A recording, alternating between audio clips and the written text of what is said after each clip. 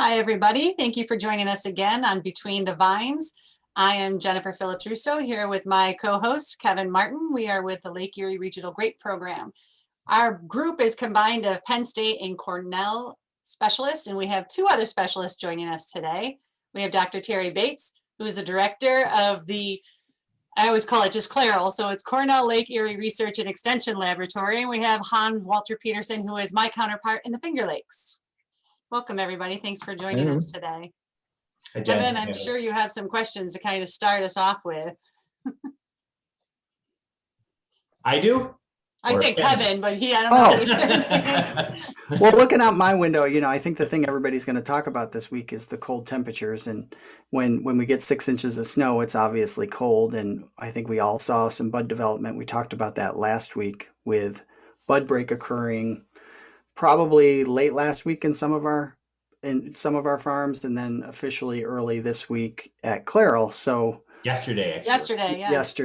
So that's the 20th if you're not listening to this in real time. But what does that mean for us now going forward? I mean, I guess we probably don't know, but what do you think? Yeah. So if you'll let me share my screen.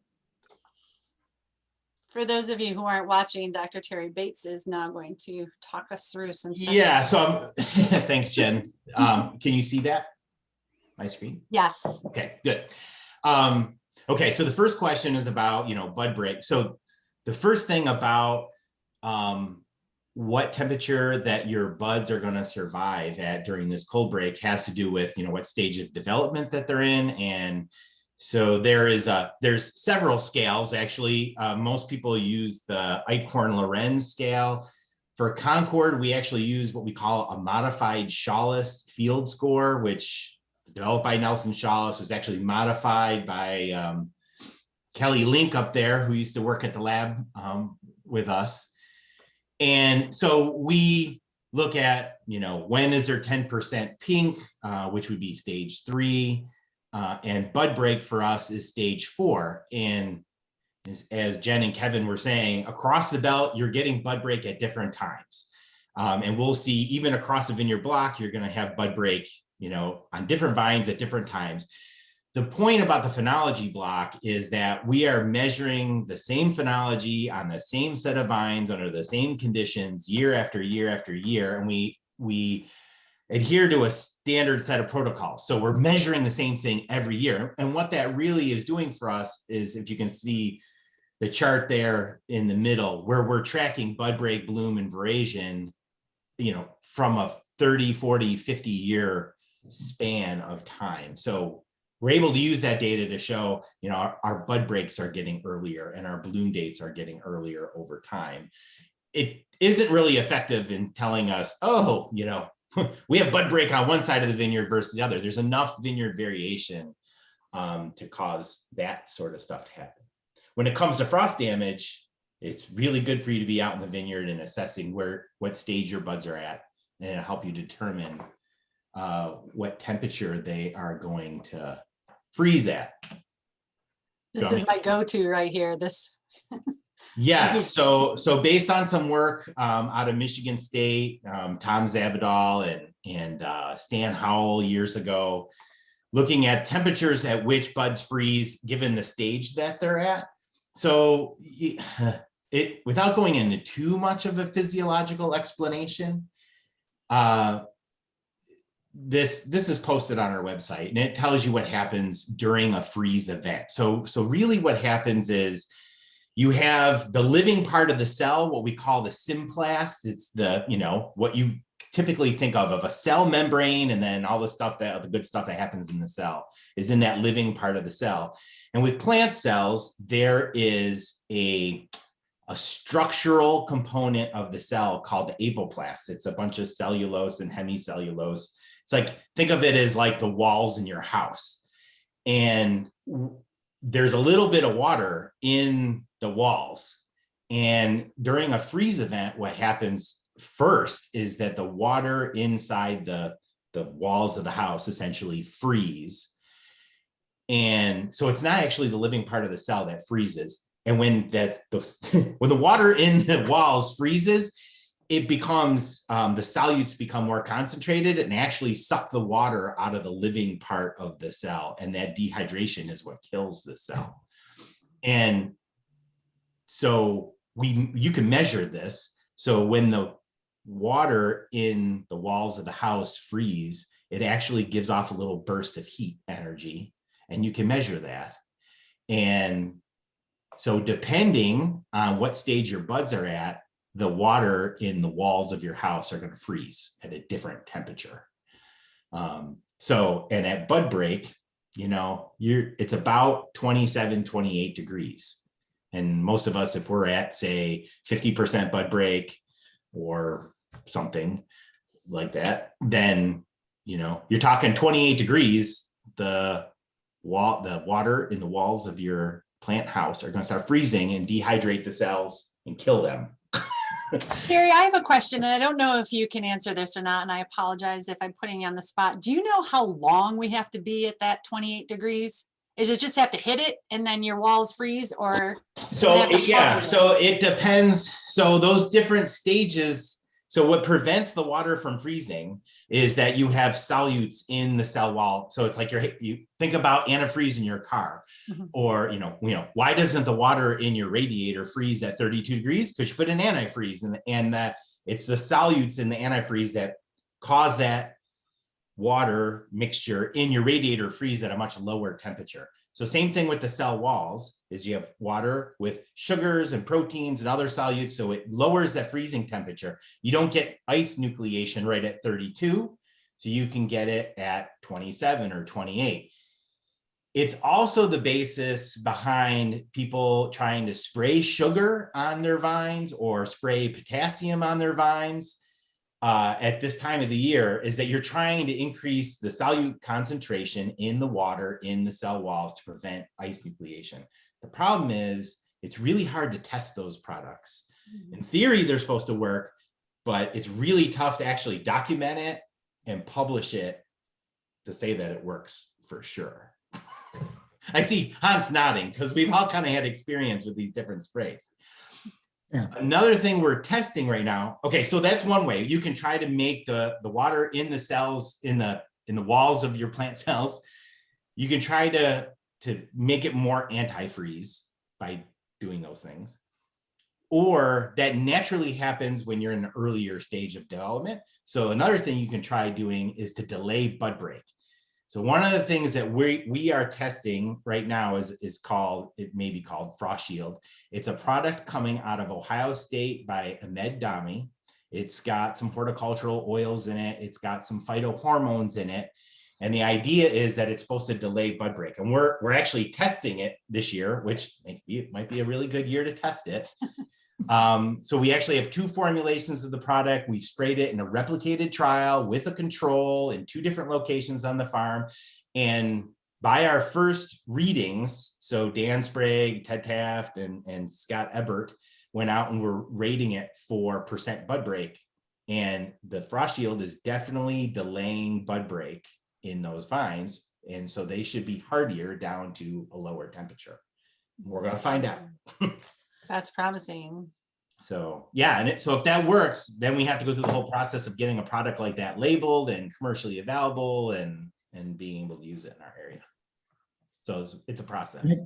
And I think it's important to remember about those kinds of products. I mean, because we've seen this effect in other testing that Ahmed has done and a few other people, that this is a method of delaying bud break, so that the buds aren't quite as developed when you get a frost, but that once the buds get to a certain stage, like 50% pink, like you guys have, I mean, this material doesn't prevent green tissue from freezing any more than it does, right, Terry? Or is this is purely for delaying bud break? It's not so much for protecting green tissue. Okay, that's right. So by delaying bud break, you're essentially keeping the solutes concentration higher in those cells, so they freeze at a lower temperature. That's really all it is. There isn't any other like magic physiology going on. Right. And it's like a risk management too. How do you know if you're going to need it or not, right?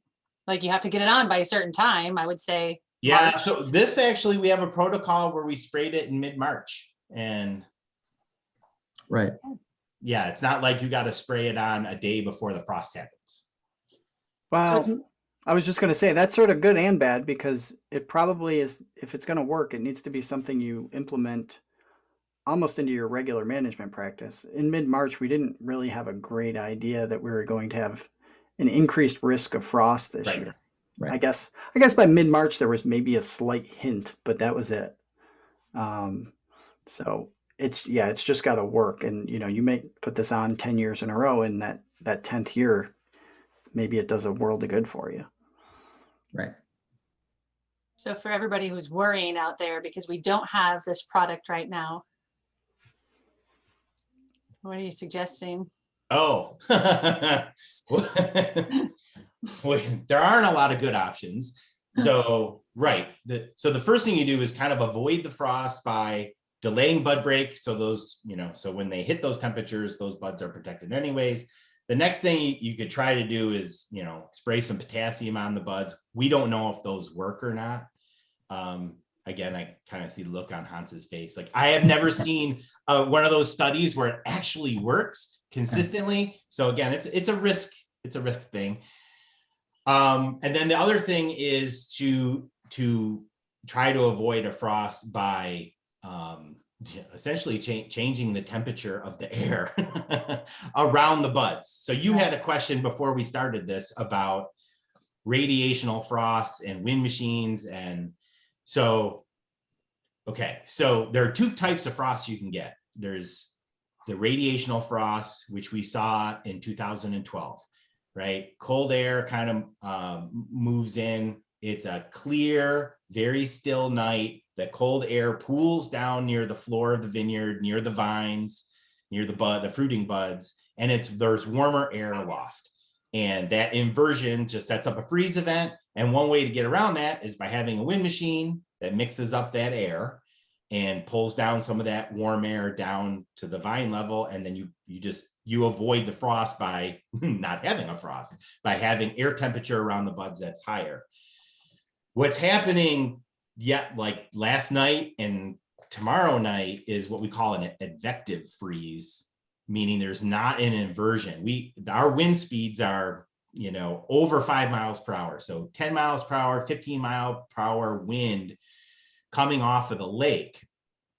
So there's no inversion. There's no warm air aloft, cold air at the ground. It's just all cold air everywhere.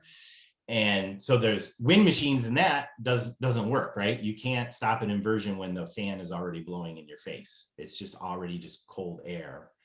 And we don't use smudge pots or anything like that to try to set fire in the vineyard and try to warm up the air temperature. It didn't work in France anyways. If anybody saw those pictures on the internet of all the smudge pots in France, they still got frosted out.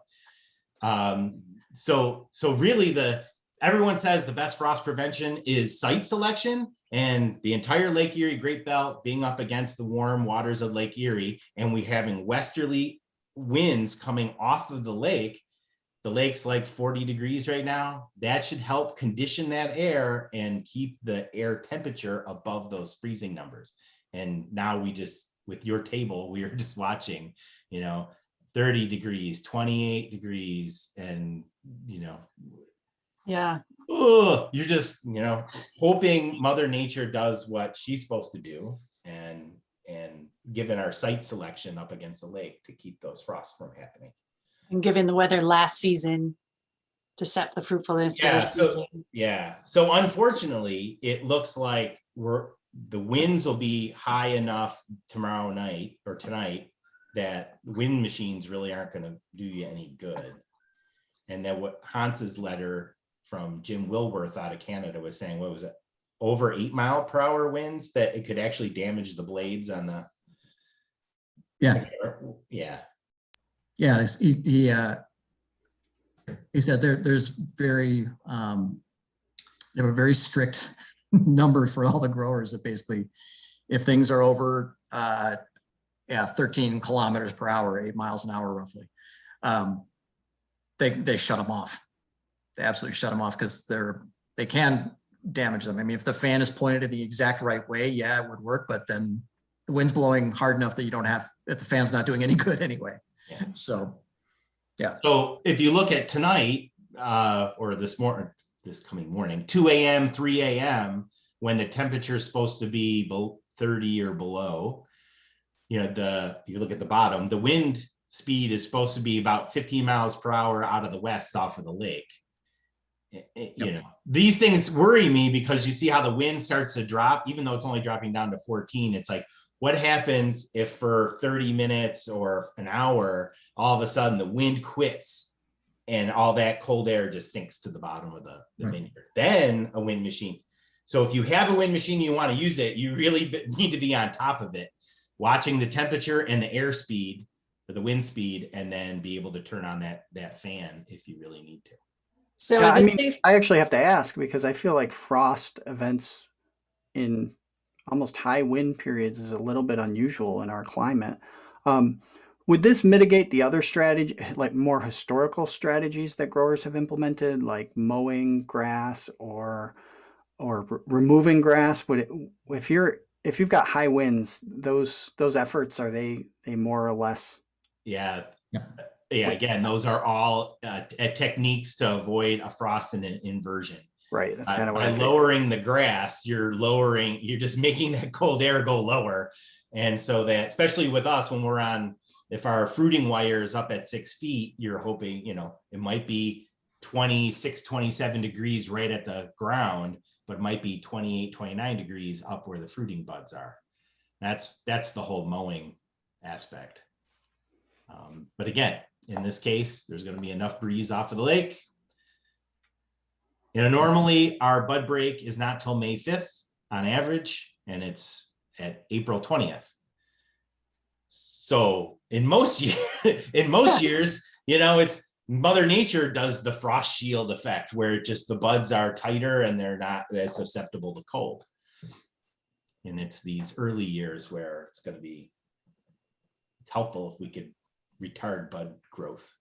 So, I mean, looking at some of the numbers you shared, I guess the one thing that concerns me is the length of the time some of our stations were at 28 degrees. I mean, do you have any sort of sense of like what level of confidence you would have that we actually did sustain damage, or like we definitely sustained a small amount, but trying to speculate about widespread?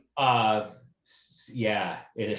And the more we do our work with like the Efficient Vineyard project and we measure variation in the vineyard, like vine to vine variation, Jen was just commenting, she walked up to one vine and all the buds were really tight, and she turned around and the vine on the next row, all the buds were out. There's enough, vine to vine variation, and then there's enough variation between buds on a vine or buds going down a cane. They'll be out at different amounts. So by saying, is there any confidence there's damage? If you hit 28 degrees, you're going to get some damage. And that has a lot to do with the variation, within a vineyard, between vines, and even within a vine. How much pure water do you have in those cell walls that's going to freeze, and how much water's in there that's got a lot of sugar and protein in it and it won't freeze, and you're just going to get variation all over the place. Which lead me to one more point. Sorry. No, go for it. Thank you. One more point. So people don't feel completely helpless, right? Not all is lost. If we're hitting 28, 29 degrees, yes, you may sustain some damage, but there's going to be a lot that aren't damaged, or there's buds that are tighter that it won't be damaged.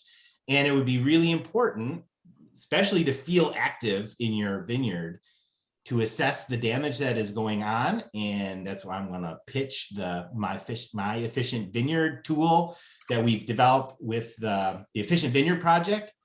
So again, this is a free and open tool for you growers to use to map your vineyard, collect spatial data. And this is a perfect time or perfect opportunity to get familiarized with the My Efficient Vineyard tool and do some spatial mapping.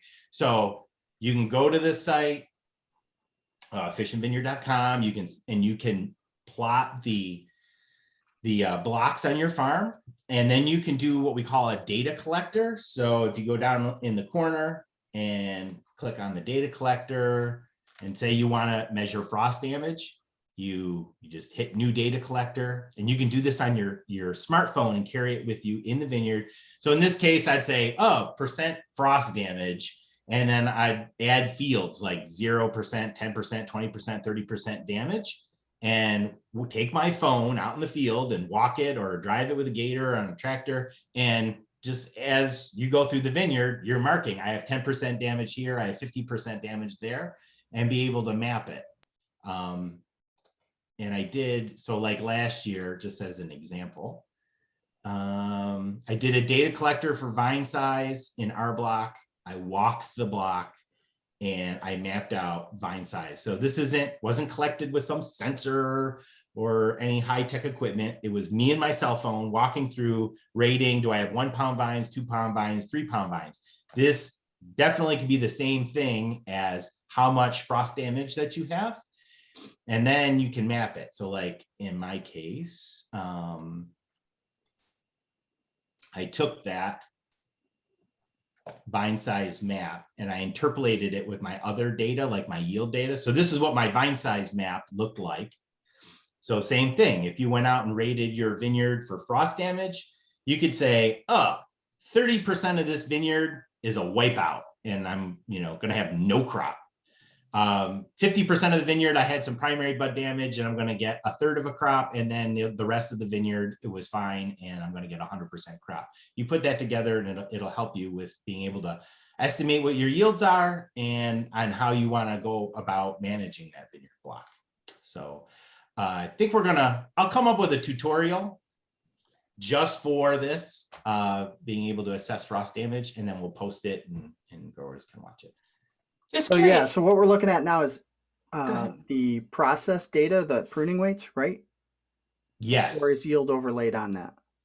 So this is the map you're looking at right now is pruning weight, but I also, I have it all in a file. So like I look at, there's last year's yield map and I could look at the bloom time NDVI map, right? So I can start looking at all these different layers. Any layer associated with this block, you can just Yes, pull up. right. That's a little bit more advanced. Well, yeah. So right now, what I Couple think tutorials. growers should do is go in, set up your farm blocks, and then set up a data collector for % frost damage, and then just go out with your cell phone and rate your vineyard for frost damage and map it. And then we'll go from there. If you come up with a map that you really like and need help interpreting it, then you can talk to one of us. Terry, just in regards to you setting up a tutorial on the frost damage one, I would love to be there with you and go walk through. Are you going to walk through the phenology block? That was my plan for Friday and Monday. Yeah, yes, because I want to do the same thing. Let's do it together and we can Right, have as video. a manager of that farm, of this farm, I'll be doing the same thing. And Very cool. yes, absolutely. Okay, Thank you for sharing. I think So Hans, Such a shill, Terry. I'll brain dumped enough on you. do you have similar concerns, since we're lucky enough to have Hans with us? Do you have similar concerns in the Finger Lakes? Sometimes you have different weather patterns than us and different bud break for sure. What's it look like out there? Yeah, we're our concords are not as far along as yours. We're still kind of at that 2.5 to 3 on the Shawla scale there. So we're more kind of that bud swell, some buds starting to show some pink, but not many. So we're a little bit further behind than you guys, but I think based on what I've looked at so far, we're probably forecast to get a little colder than you guys tonight and tomorrow morning. But we've also got, like, we have a number. I mean, Concord is king out in your neck of the woods, and Concord is still the biggest variety out here, but it's, a lot of other ones that are next to it. Yeah, by acreage. So we have some other varieties that are fairly important, like some of our hybrids that come out earlier than Concord. So things like Baco Noir and one of the newer Minnesota ones, Marquette. comes out quite early. And those are pretty close to bud break by now. So they're probably closer to official bud break. And so some of those could get hammered a little bit more, again, depending on site and everything else. But even some of the later vinifera varieties like Chardonnay and Pinot have started to pop off the scales and are starting to swell open. So they're not quite, again, they're probably a little bit more hardy than something that's at full bud break. But if we get cold enough, long enough, we could still have it. So the thing that I'm a little nervous about, kind of just looking at some of the data from out in your neck of the woods, was if we get to 28 degrees for 1 hour or a half hour or something like that, we're probably not going to have too much damage. If we get down to there and sit there for 4 or 5 hours, because there isn't that inversion layer, we just have this wind that's constantly pushing cold air around, then that's just longer for them to be closer to that freezing temperature with that, the solutes that have built up and everything, that there's just more chance for damage to happen the longer they sit at that temperature. So it's a temperature game, but it's also a length of time game also. So we're going to have to see. My experience has been that if you have an inversion, it tends to go away relatively rapidly. Like it tends to just see it drop and then see it kind of rebound back up. Not always, but that tends to be the case. With an advective freeze like we're expecting, where just the wind blows, that air is all mixed up, so it takes longer for it to all warm back up again. So we'll see. It's going to be, if we can get through tomorrow morning, it's looking a lot better after that. What are your thoughts about dippers and renewals that are really young and have been pushing sap already? Any worry about that with temperatures sitting there really low for a while? I'm not as worried about sap being in the permanent structures of the wood, just because, the wood itself insulates quite a bit. So especially if you have an older trunk, or one that's several years old, that'll insulate it. So if the temperatures they're talking about here, upper 20s, I wouldn't be quite as worried about that. And even in younger ones, probably.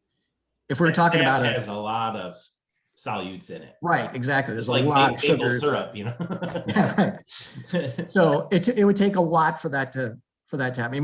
We tend to be more worried about that in February or March, where you see the south side of a trunk start to warm up and everything starts to push up, and then it drops down to 10 degrees overnight and then just. So yeah, I'm not so worried. I'm not as worried about trunk splitting and crown gall and that kind of stuff. I'm more worried about just buds freezing. Yeah. Yep. Thank you. Yeah. But just so much as this is a risk game, we could get through this unscathed maybe, and then come in August and September and we get deluges and heavy winds, right? Right. Yeah. This is just one of the many risks.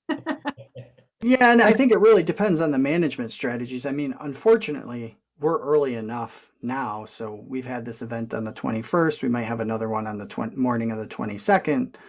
And it's not like one of those late frosts where it's like, okay, we made it past that. You can assess your damage.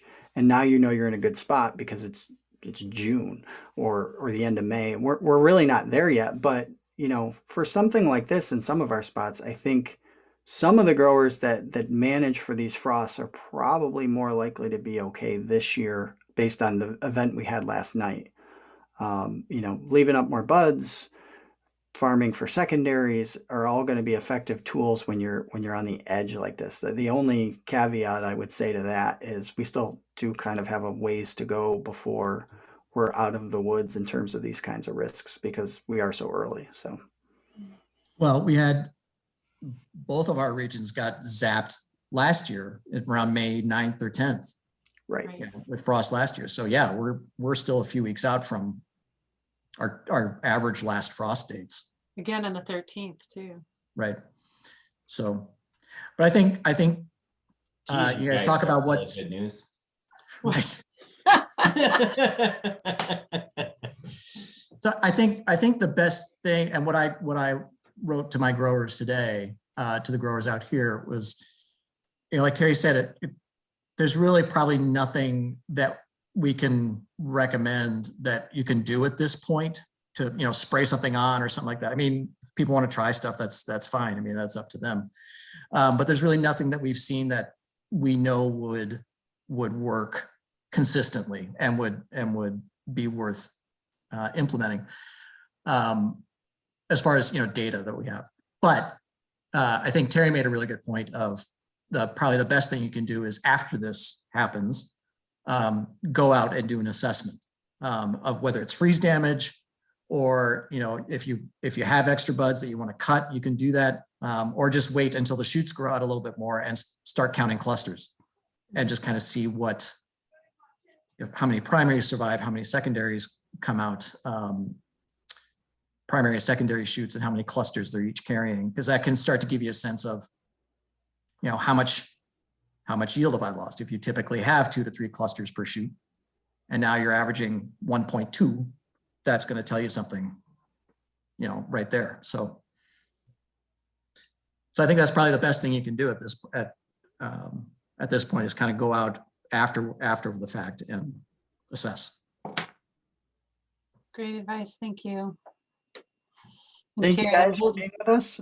Jen, do you have any other questions? I think we really covered what really happened, and a lot of this stuff, when we talk about it, it's what you can do for next time, and what we've been working on, what you guys have been working on to make sure we have other tools later on, other than obviously the assessment thing, which is actually, what Terry was talking about, that Efficient Vineyard. That's a new tool, so you probably haven't used that for frost assessment ever.